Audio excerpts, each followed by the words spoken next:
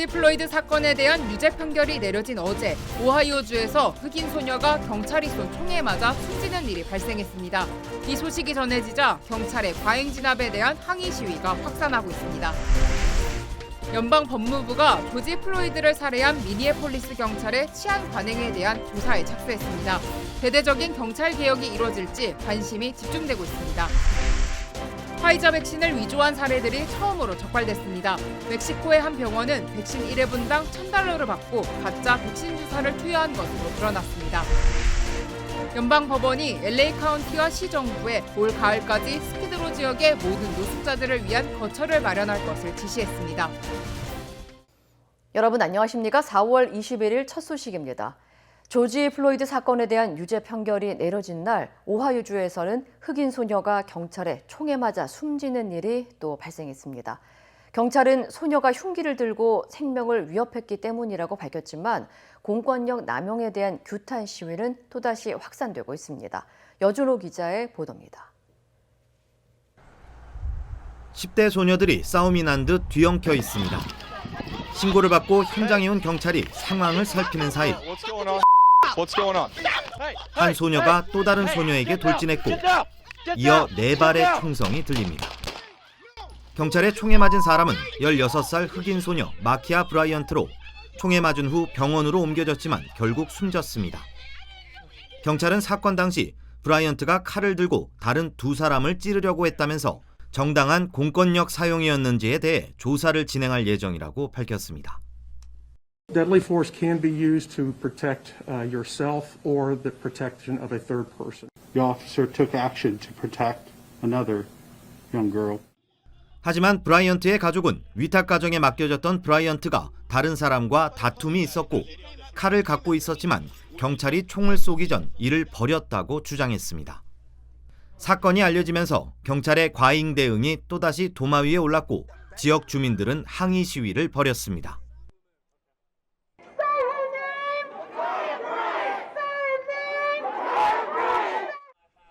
공교롭게도 사건이 일어난 시간은 조지 플로이드 사건으로 기소된 데릭 쇼빈이 유죄 판결을 받았던 시점이라 반인종차별 BLM 시위가 또다시 확산될 조짐까지 보이고 있습니다. MBC 뉴스 여준호입니다. 미 법무부가 조지 플로이드 살해 경관 데릭 쇼빈이 소속했던 미니애폴리스 경찰의 치안 유지 활동에 대한 조사를 개시했습니다. 쇼빈에게 유죄 판결이 내려진 지 하루 만인데요. 이를 계기로 그동안 요구되어온 대대적인 경찰 개혁이 이루어질지 관심이 쏠리고 있습니다. 김재은 기자의 보도입니다. Find the defendant guilty. 흑인 조지 플로이드를 살해한 혐의로 유죄 판결을 받은 전직 경관 데릭 쇼빈. 쇼빈이 소속됐던 미니애폴리스 경찰국을 상대로 법무부가 치안 관행에 대한 조사에 착수했습니다. 법무부는 경찰이 위헌적인 치안 유지 활동 패턴에 관여했는지, 또 과도한 공권력 사용에 조직적으로 관여했는지 등을 조사할 방침입니다. The Justice Department has opened a civil investigation to determine whether the Minneapolis Police Department engages in a pattern or practice of unconstitutional or unlawful policing. 이번 조사는 지난해 5월 발표된 플로이드의 죽음에 대한 연방 범죄 수사와는 별개입니다. 경찰의 위반 사항이 적발될 경우 법무부는 공개 보고서를 발표하겠다고 밝혔습니다. 하지만 조사가 마무리되기까지 수개월에서 수년이 걸릴 수 있습니다. 때문에 일각에선 의회의 신속한 경찰개혁 법안 통과를 촉구하는 움직임이 일고 있습니다. The President and I will continue to urge the Senate to pass this legislation. It shouldn't take a whole year to get this done. 올해 초 플로이드의 이름을 딴 조지 플로이드 법안이 하원을 통과했지만 상원의 통과 여부는 불투명합니다. We will not rest until the Senate passes strong legislation to end the systemic bias in law enforcement. 해당 법안엔 경찰의 목조르기와 과도한 무력 남발 등을 금지하는 내용이 포함됐습니다. 백악관은 조 바이든 대통령이 다음 주 의회 합동 연설을 통해 해당 법안 통과를 촉구할 것이라고 밝혀 의회를 움직일 수 있을지 귀추가 주목됩니다. MBC 뉴스 김재은입니다. 총격 사건에 대한 불안감이 커지면서 총기 판매량이 급증했습니다. 전국 사격 스포츠 재단은 지난 1월부터 3월까지 3개월 동안 미국에서 550만여 개의 총기가 판매됐으며 이는 지난해보다 13% 증가한 수치입니다. 이 같은 추세라면 올해 총기 판매량은 사상 최대 판매량을 기록한 지난해 수치를 넘어설 것으로 전망됐습니다. 지난해에는 2,100만 개의 총기가 팔렸으며 이는 20년 전보다 2배 이상 증가한 수준입니다. 총기 소지 관리 업체에 따르면 올해 가장 많이 판매된 총은 권총이며 개인 방어를 위해 구입한 총기가 전체의 70%를 차지하는 것으로 나타났습니다. 특히 총기 규제에 대한 요구가 커지면서 총을 나중에 살 수 없다는 우려로 미리 구입하고자 하는 사람들이 늘면서 총기 판매가 증가하고 있다고 전문가들은 분석했습니다. 뉴욕에서 아시아계 경찰관이 시민한테서 인종차별 폭언을 듣는 일이 발생했습니다. 아시아계를 대상으로 한 증오 범죄가 끊이지 않고 있습니다. 워싱턴에서 박성호 특파원입니다. 지난 3월 아시아계인 빈센트 청 뉴욕 경찰관에게 한 흑인 남성이 다가와 간장이라고 반복해 부릅니다.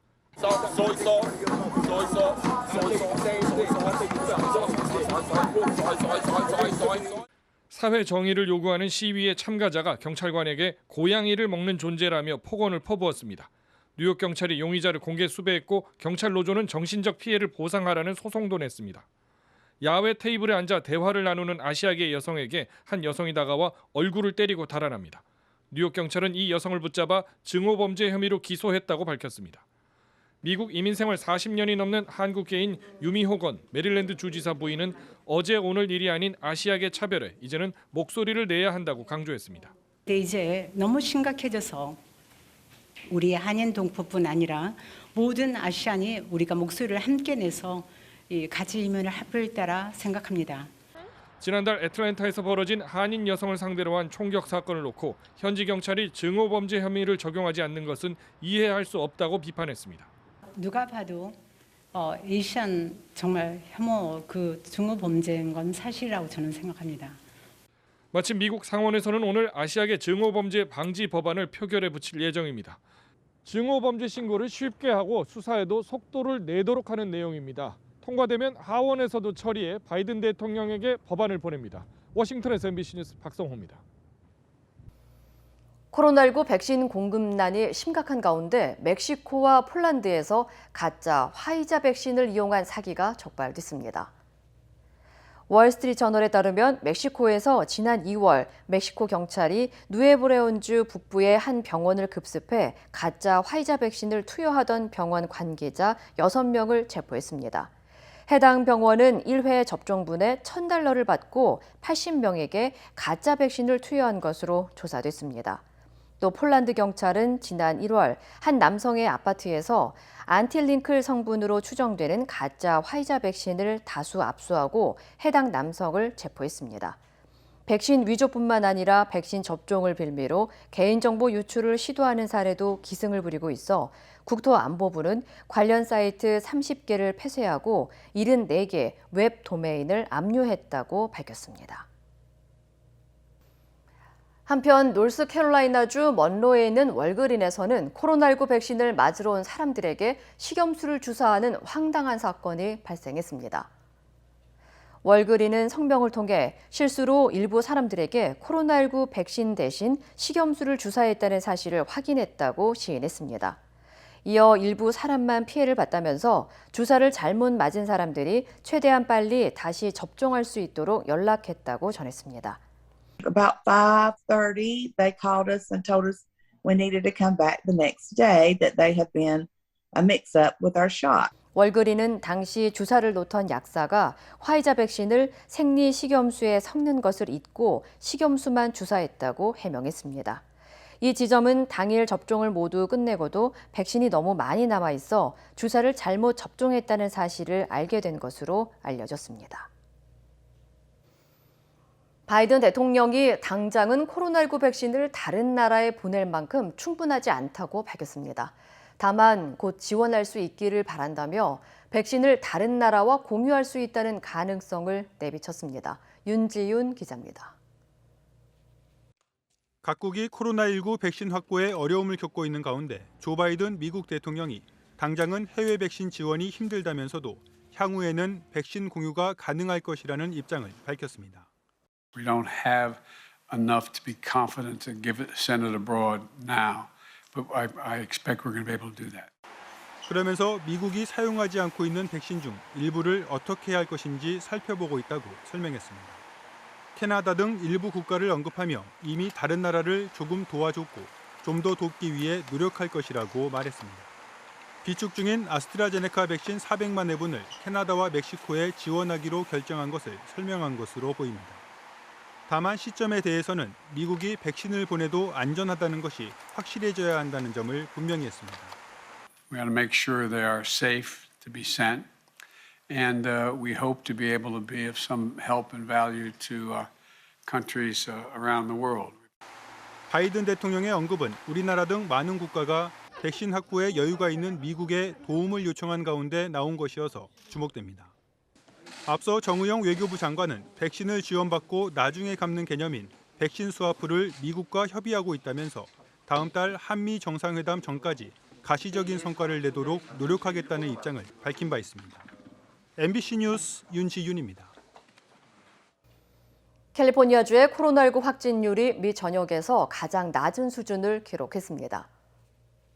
연방질병통제예방센터 CDC에 따르면 주의 최근 일주일 동안 신규 확진자 발생률은 인구 10만 명당 40.3명으로 나타났으며 이는 전국 비율인 135.3명보다 현저히 낮은 수치입니다.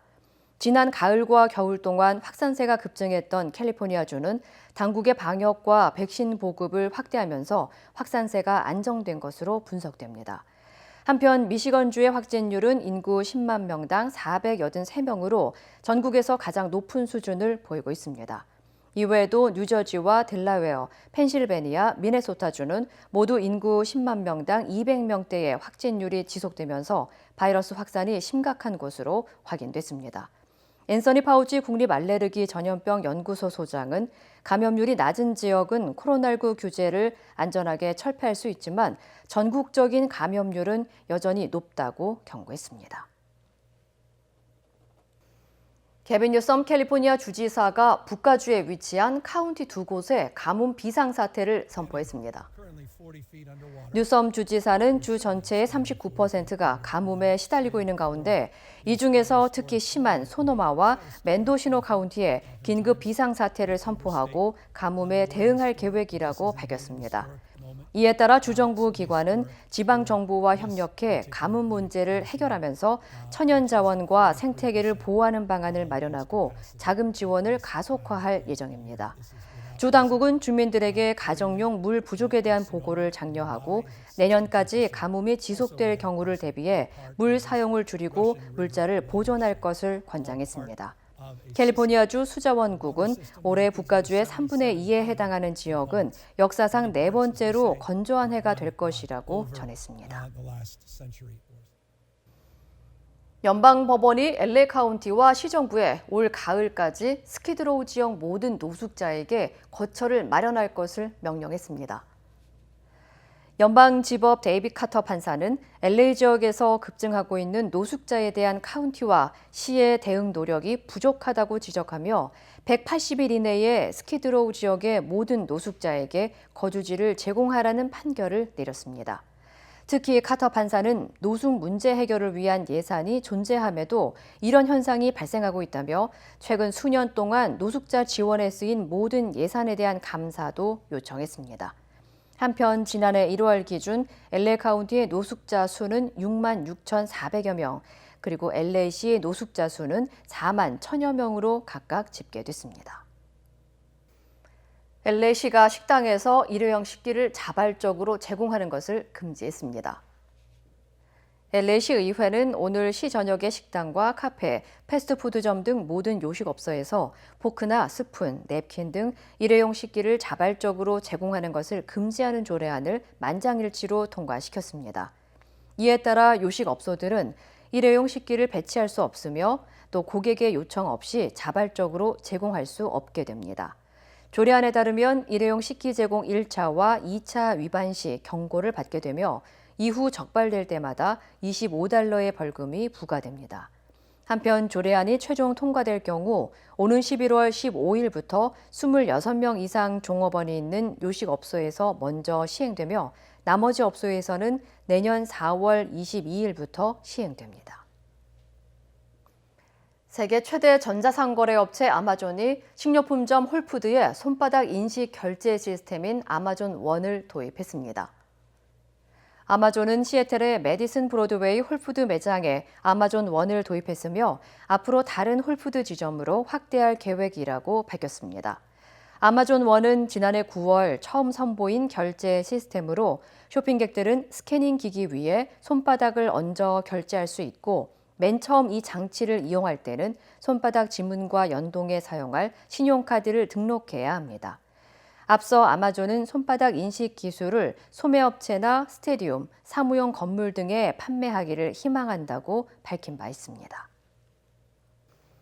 인도네시아 해군 병사 53명이 탑승한 잠수함이 바다 한가운데서 실종돼 당국이 수색에 나섰습니다. 인도네시아 국방부는 성명을 통해 독일제 잠수함인 KRI 낭갈라 402호가 인도양과 발리해로 연결되는 자바섬과 발리 해협에서 훈련을 하던 중 연락이 끊겼다고 밝혔습니다. 현재 인도네시아 해군은 잠수함이 600m에서 700m가량 바닷속에 가라앉은 것으로 보고 수색 작업과 함께 호주와 싱가포르 등 인근 국가의 도움을 요청한 상태입니다. 한편 최근 인도네시아는 노후된 군 장비 때문에 치명적인 사고가 잇따라 발생한 바 있습니다. 일본군 위안부 피해자들이 일본 정부를 상대로 낸 2건의 소송. 첫 소송에서는 일본의 책임을 인정한 역사적인 승소 판결이 나왔었는데 석 달 만에 두 번째 소송에서 법원의 판단이 뒤집혔습니다. 한국 법원에서 일본 정부의 책임을 물을 수 없다는 게 이유였습니다. 곽동건 기자입니다. 법원이 이용수 할머니 등 일본군 위안부 피해자들이 일본 정부를 상대로 낸 두 번째 소송을 각하했습니다. 각하는 소송 요건도 갖추지 못해 아예 판단조차 하지 않겠다는 결정입니다. 불과 석 달 전 피해자들의 손을 들어준 1차 소송과는 정반대 패소 판결입니다. 재판부는 그동안 일본이 줄기차게 주장해온 주권 면제론, 즉 한 나라를 다른 나라 법정에 세울 수 없다는 논리를 그대로 인정했습니다. 일본이 피고가 될 수 없기 때문에 소송 자체가 성립하지 않는다는 겁니다. 전쟁 범죄라고 예외를 인정하면 외교적 충돌이 일어날 거라는 우려도 패소 판결의 근거로 들었습니다. 재판을 직접 듣고 있던 이용수 할머니는 선고가 채 끝나기도 전에 법정을 빠져나오며 분노와 실망을 감추지 못했습니다. 여러분, 너무너무 황당합니다. 너무 황당해요. 들은 말이 전부 부정 이걸로 나오니까.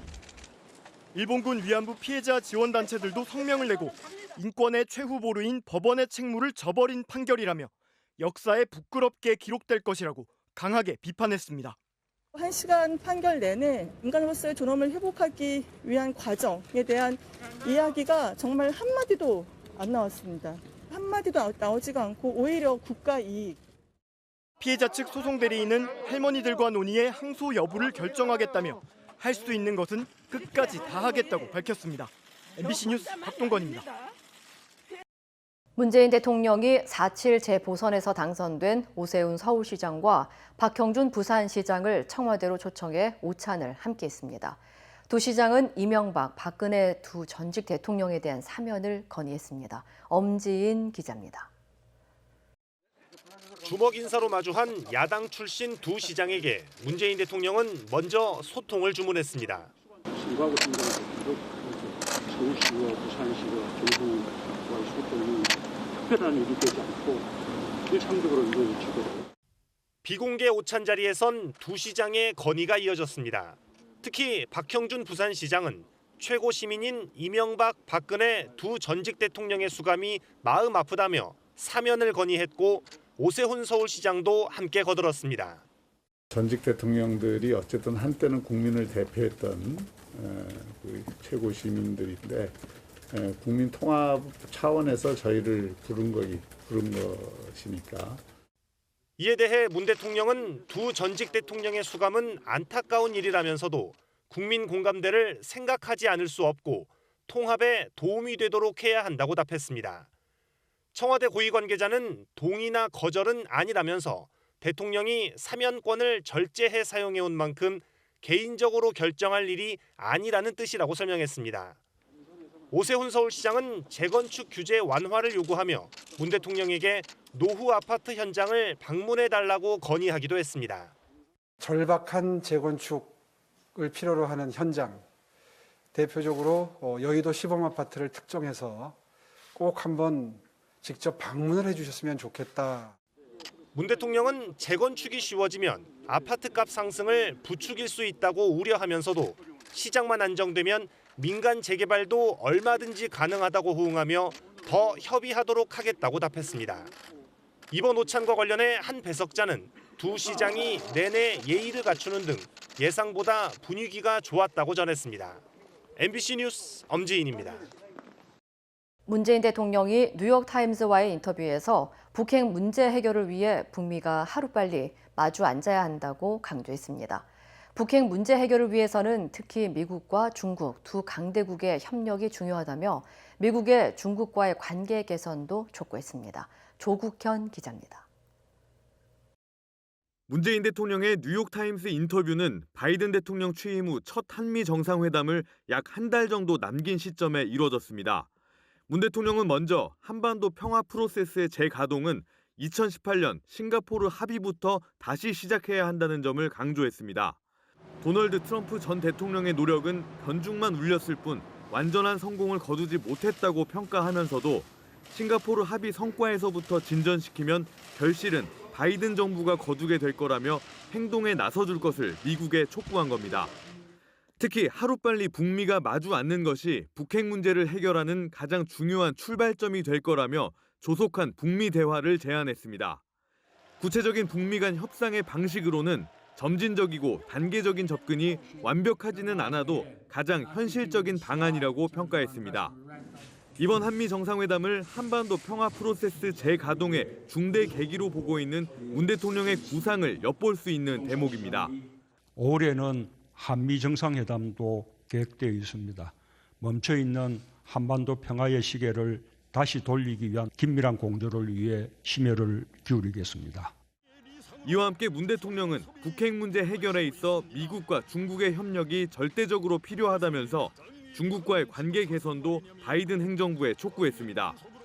뉴욕타임스는 다음 달 문 대통령의 방미는 바이든 행정부에 북한과의 대화를 촉구하고 북한을 다루는 방법을 설득하기 위한 것이라고 의미를 부여했습니다. MBC 뉴스 조국현입니다. 독일 연방하원이 정부 차원에서 코로나19 확산을 막기 위한 야간 통행 금지 등 재봉쇄를 강제하는 감염 예방법 개정안을 통과시켰습니다. 관련 소식 전해드립니다. 이에 따라 빠르면 24일부터 독일 대부분의 지역은 재봉쇄에 들어가는데요. 베를린 연방의회 앞에서는 재봉쇄에 반대하는 8천여 명이 모여 항의 시위를 벌였습니다. 경찰은 시위대가 방역 수칙을 지키지 않고 있다며 병력 2천여 명을 투입해 강제 해산을 시도했고 시위대는 돌과 병 등을 던지며 대치했는데요. 대치 과정에서 경찰 3명이 다쳤고 시위대 152명이 강제 연행됐습니다. 흑인 조지 플로이드의 목을 무릎으로 짓눌러 숨지게 한 미국 전 경찰관 데릭 쇼빈이 안전을 위해 교도소의 격리 수용 구역에 수감됐습니다. 쇼빈은 지난 20일 2급 살인과 2급 과실치사 등 3개 혐의에 대해 모두 유죄 판결을 받고 수감됐는데요. CNN은 현지 시간 21일 쇼빈이 교도소에서 일반 재소자들과 분리된 행정상 통제구역에 수감됐다고 보도했습니다. 교정국 대변인은 행정상 격리는 일반 대중 속에 있는 것이 안전하지 않다고 여길 때 내려지는 조치라고 설명했습니다. 쇼빈은 이곳에서 판사의 최종 선고가 내려질 때까지 대기하게 되는데요. 유엔 인권 최고대표는 플로이드를 숨지게 한 전 경찰관 쇼빈에게 유죄 판결이 내려진 것을 두고 중대한 판결이라고 설명했습니다. 무더운 여름 날씨를 보이던 미국 뉴욕주에 눈이 내렸습니다. 지난 20일 뉴욕시의 기온은 20도를 훌쩍 넘었는데요. 기상청은 하루 만에 기온이 급격히 떨어지며 21일 오전 뉴욕주 일부에 최대 15cm의 폭설이 내릴 것이라고 예상했습니다. 실제로 이날 뉴욕주의 로체스터와 버펄로 등에 눈이 내렸는데요. 미국 기상청은 뉴욕주 중부와 서부 지역에 때 아닌 한파가 들이닥칠 수 있다고 예보했습니다. 이 시각 세계였습니다.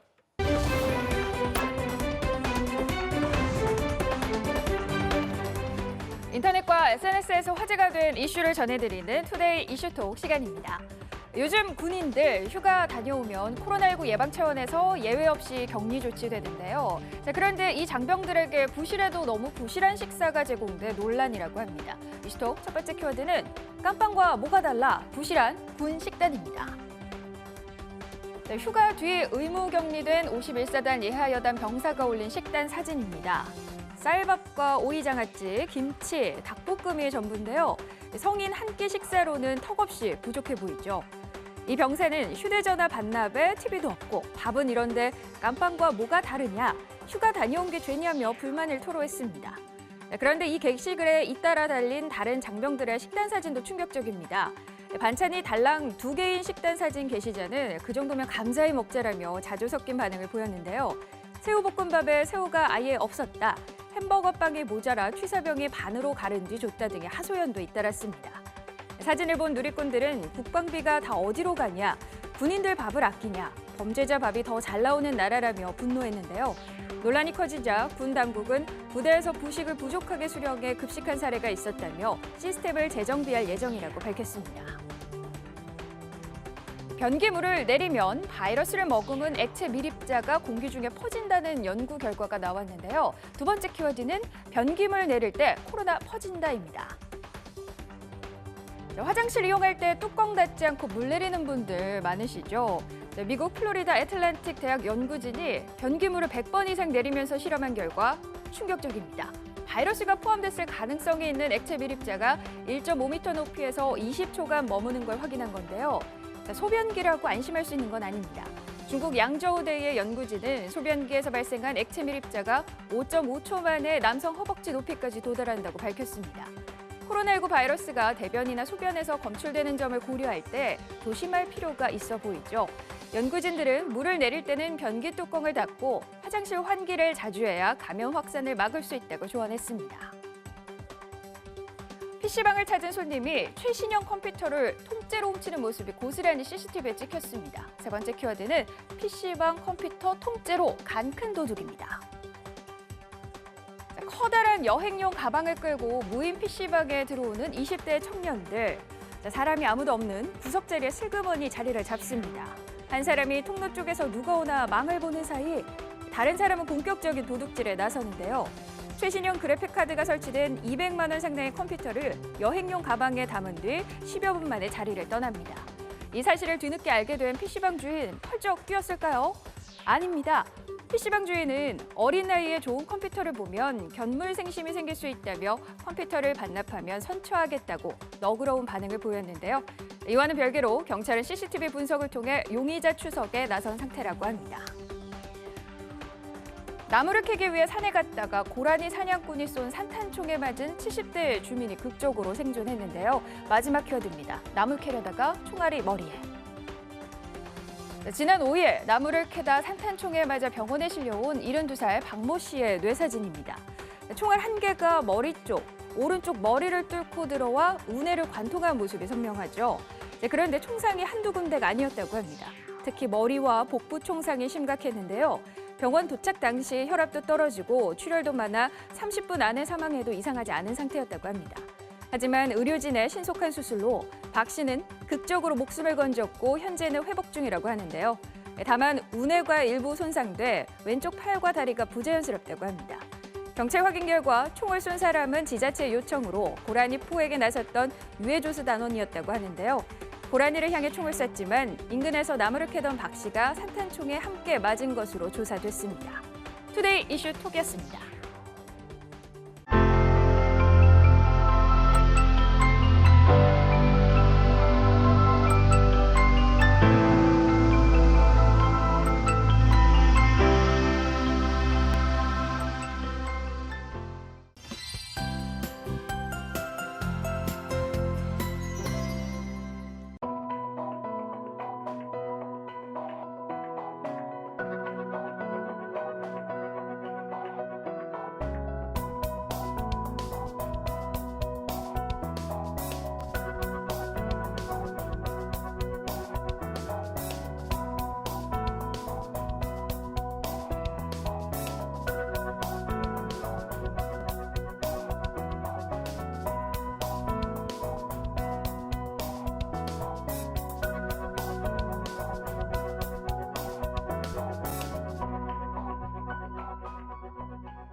이상으로 4월 21일 뉴스를 마칩니다. 시청해주신 여러분 고맙습니다.